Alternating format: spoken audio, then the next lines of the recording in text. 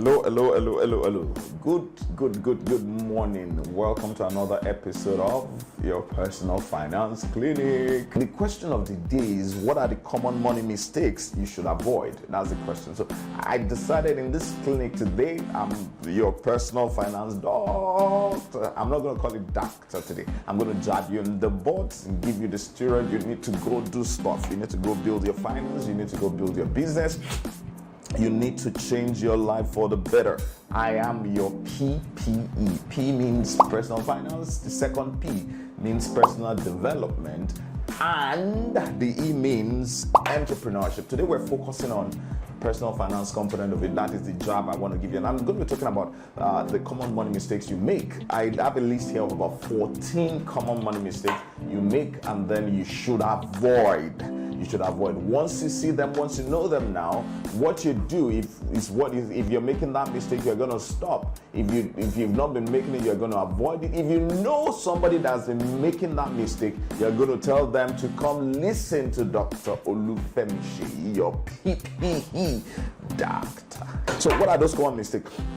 The first one I'm going to focus on is, the very first one is, you don't have a fixed amount that you save on a weekly, monthly, or daily basis, depending on how your cash flow comes in. If what you do pays you on a daily basis, if what you do pays you on a weekly basis or monthly basis, like what is common for a lot of people, your salary, that is the number one money mistake that people make. They do not have a specific amount that they say, okay, this amount every month, once I collect my salary, I'm going to save it. And then for those of you who are going to ask the question, what percentage of my salary should I save? I usually would tell them, save at least 30% of your salary. That is 1/3. You can spend the other 60% whichever way you like.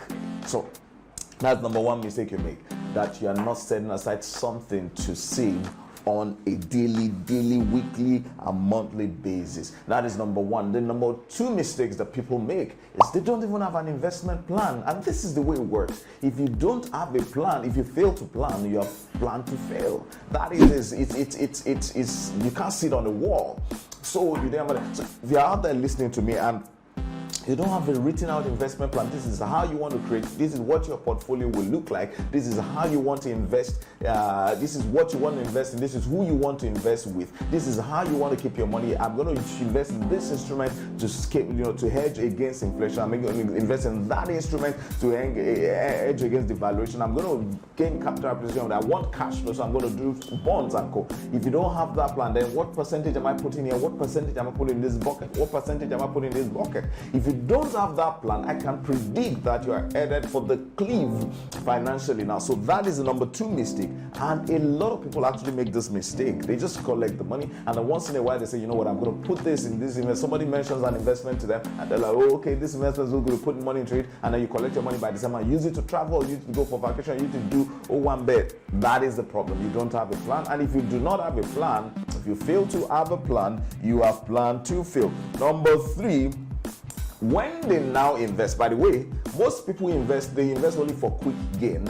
They don't have a long-term perspective of investment. And this is what I want to tell you. Most people who do these quick gain things, most people involved in MMN and the likes, do not have long-term plan, long-term financial investment plan that they're doing. They have long-term ideas. They might just think, okay, maybe when I make this money, I'm going to use it to buy this business. I'm going to start this bakery. I'm going to start this bakery. They don't get it.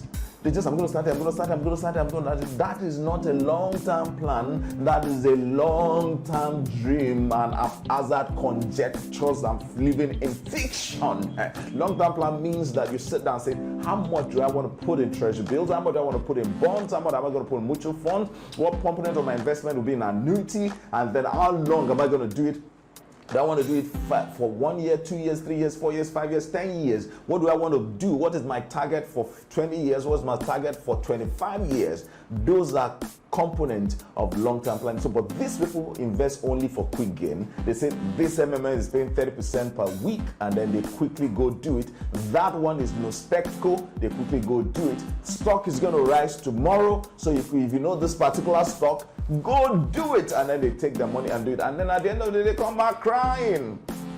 And that's because they invest only for quick gain. They don't invest, they are not focused on the long term. Wealth requires long-term planning. Go listen to all the major investors that you have. If you don't have a long-term view of your investment, you are not likely to do well or create wealth. Number 4 is not having a budget. It's amazing how many people earn regular income that is not even delayed, and month on month they do not have a budget. How exactly do I want to spend this money?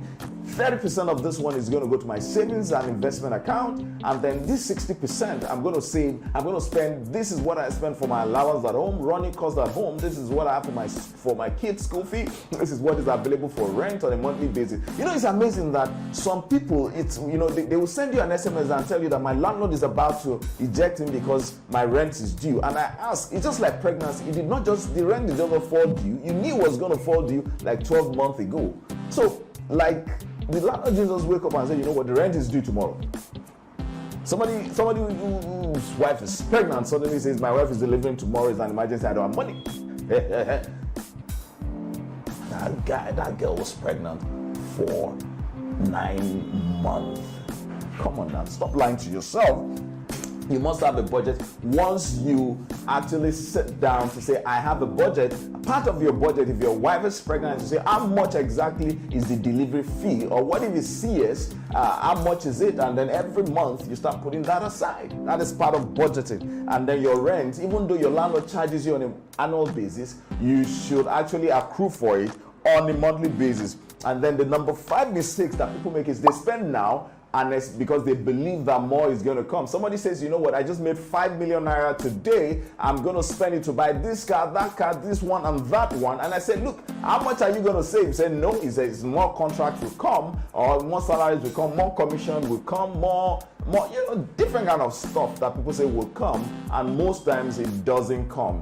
You need to understand that rule, that whatever can go wrong will go wrong. Monies that should not come will not come. Money that you even expect will be delayed or may not come at all. So the number 5 mistake you make is to think that you will spend now as it comes, because you believe that more will come. If more come, you can now spend, or you can actually save more. There's nothing wrong with that. Number 6 is that you believe you know what you need to know about your personal finance, and that's actually on the side of personal development. Most people just think, I know about money, I know about this, I know about that, so what else do I need to know? I know how to earn my money. You talk to some entrepreneurs, you say, look, I understand how to do my business and I know what is needed to be known, so what exactly do you want to tell me about personal finance? That is the number 6 mistake that you make. If you are out there, you feel you know just about what you need to know about your personal finance, then you don't know anything.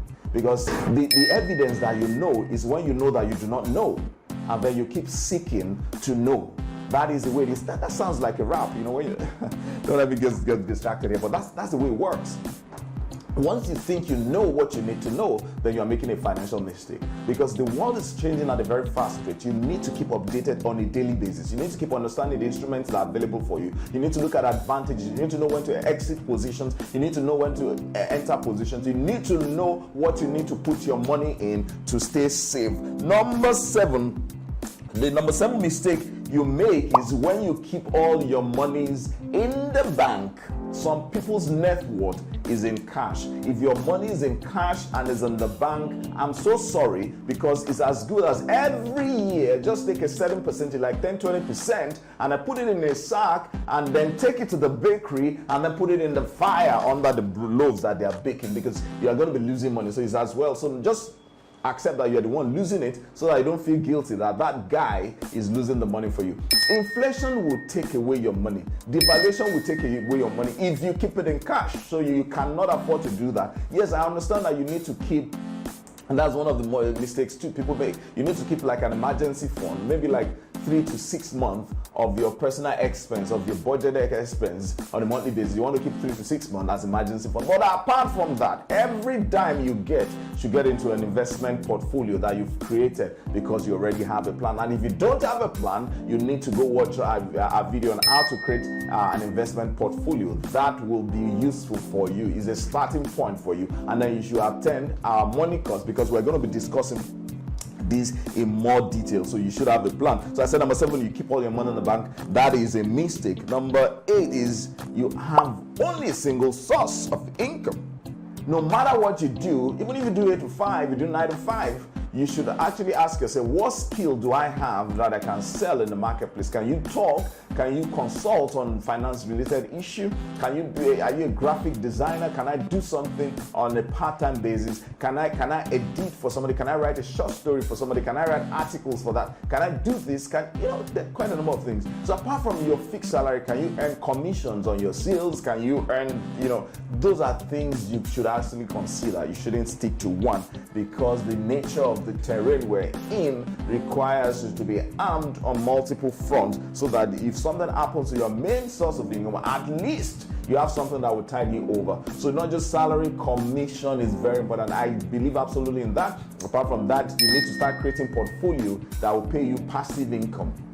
What it means is it's not actively worked for. So if you start building your portfolio of stocks, start building your dividend paying stocks, rental properties, investment in treasury bill, federal government savings bonds, every year you know that if you have, let's say you have 1 million naira, that every year you have between 100 to 120,000. That's 10,000 extra on a monthly basis. That is a second stream of income. So you can't afford to just stick to one, and you can build it up. You don't necessarily have to live where you are to have a second stream of income. You can build it up, you can work towards it, and that will help you. But don't make that mistake of thinking that one source will be enough for you. Number 9 is to take debt. You take a loan to finance lifestyle. What are lifestyle? People take loan to go on vacation, they take loan to buy a car, they take loan to buy their clothes, they take loan to buy perfume, they take loan to pay rent. At the end of the day the debtors, they give us our money, they are thrown on the street. In fact, they take loan to breathe oxygen. They take a loan to breathe oxygen. They take a loan to poo-poo when they go to the toilet, because they are so used to taking facility in their life that they cannot do anything without taking a loan. You'll be shocked that somebody will say, you know what, I need to take a loan to go pee, to go wee-wee, because they're so used to taking facility. Number 10, not having an insurance cover, whether your healthcare cover, whether your life cover, whether like an annuity plan. That is a mistake, because at the end of the day, life is unstable. Things will happen. Things that can go wrong will go wrong. You could be robbed. You could do this and that. We made that mistake even in and I think it's something I also will pick. You need to have insurance cover for your healthcare. You need to have for life policy. You could even take insurance policies that provides for children's education. You could look at annuity plan. You need absolutely, it's a mistake not to think insurance policy is not part of your portfolio. The wealthy, go check. Major part of their portfolio is insurance policy. So you need to have that. Number 11 is not paying your debt. Increasingly these days, your credit score is becoming more relevant in Nigeria. Now, if you think that you can run away without paying your debt, that is a major mistake. That is my number 11 mistake you can make. You don't pay your debt. You take a facility from a bank, you take a facility from a financier, you take a facility from a credit platform like ours, EasyLoan.ng, and you do not pay back. You think you've escaped with that. There are quite a number of people like that, and it's amazing because it will catch up with you if you do not pay. And then I didn't say not pay, I said not pay on time. You need to pay on time according to your agreement. And it's amazing that some people actually borrow from family and friends who are not charging interest, and they refuse to pay. You should be given extra dose of doctor injection. You should be given. So please get your bomb ready. I'm about to give you a pinch for holding people's money and not paying back. Number 12, you don't want to hear this, and also I don't like it, but sometimes I don't have a choice. If I can legally avoid it, I'm going to do it up to 100% of it. Yeah, I don't like paying the government my money. Now, number 12 mistake is when you do not pay your tax. You run a business, you're earning income, and you refuse to pay your taxes. You need to understand that you are being irresponsible. And you could argue back and forth that what is the government doing? There's no infrastructure, there's nothing like that. You could go on and say whatever nonsense you want to say. But let me assure you that is number 1. That's a major mistake. That's number 12 mistake you are making, because it will come back to bite you. Any of you out there listening to me, if you want to do anything significant, you need to understand that you need to start paying your tax. What I can advise you is to speak with a tax consultant or specialist to make sure that any tax you don't have to pay legally, you are not paying it. I can assure you that if you get a tax consultant, they are worth their money. They will earn their money for you. But anyone that is legal, you have an obligation to pay to your society. Number 13 is You don't pay yourself. Now, this particularly speaks to entrepreneurs who are running their businesses or running. They don't pay themselves. They don't themselves fixed salary. They just dip their money into their company's account or to their investment account or to whatever it is they have, and then they keep squandering. You know, you have somebody who makes. I've seen entrepreneurs. I'm not talking. I'm not getting into controversy here. But I was seated somewhere in a church, and then I saw this guy who took a check, and I saw. I was peeping. Sorry if you're listening to me. And I saw that the check he picked was his company's check, and was using it to pay offering. And I was like, can I shoot you, or can I kick you, or can I slap you? He said, why? Now, what exactly are you doing that? Don't you have a personal account? He said, no, pay yourself a salary, guy. Please pay yourself a salary. The last one, which is very important, and this is where a lot of people make mistake, is not investing in yourself. You are your most important asset. It's not the stocks, it's not the insurance policy, it's not the bonds, it's not anything. You are the biggest asset you could have. And the more you build yourself, the better your outcome, your reality is. You cannot give what you do not have, and then it's what you have that you produce. Your reality is birthed from within. It is what comes out that can create your world. So if you don't have that quality person inside, if you don't have that knowledge base inside, you cannot create a quality existence for yourself, for your family, and for your friends, and for your nation. As I also have run through about 14 points detailing the common money mistakes that people make. If you have other ones that you think we've missed, I'd like to put it in the comment box below. But remember that every mistake that you've made in the past, you can correct them if only you are dedicated to correcting them. Until I see you at my clinic next time, I hope this jab has been very useful to you. Have a wonderful, wonderful time, and love you.